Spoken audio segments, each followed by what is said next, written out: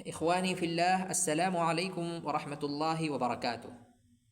في هذا العالم قلة هم أصحاب البصيرة ومحقو الحق حقا، فكثير من الناس من أجل الحفاظ على مكانتهم وشرفهم لا يترددون في سحق الأبرياء الذين لا ذنب لهم، فالطمع والشهوة يعميان العيون عن رؤية الحق، وقد لبس العزيز ومستشاروه ثوب المصلحة، وحرصا على حفظ سمعتهم ومكانتهم قرروا إلقاء يوسف عليه السلام في السجن.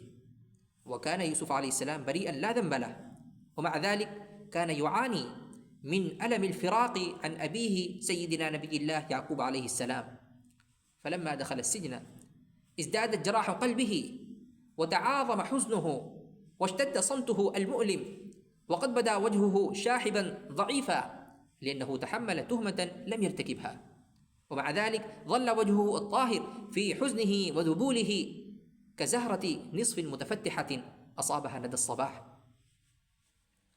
وعندما يتأمل الإنسان بعمق تتجسد له أحداث الماضي في مرآة الحاضر، وإذا أحاطت به سحب الهم والحزن ازدادت ذكريات المحسن والمؤاسي حضورا في قلبه. وفي هذه المحنة الشديدة أخذت تمر أمام عيني يوسف عليه السلام مشاهد حنان أبيه يعقوب ورحمته ومحبته وعنايته مرارا وتكرارا. ولعل ذلك كان إيذانا بظهور علم تأويل الأحلام، ذلك العلم الذي وهبه الله لآباء يوسف وأجداده، ليظهر الآن في يوسف نفسه، وبسبب عبادة يوسف المتواصلة ليلا ونهارا واجتهاده لنفسه وعمق إخلاصه أصبح السجن كله كأنه جبل الطور، وبدت كل أرجائه مملوءة بالأنوار الإلهية.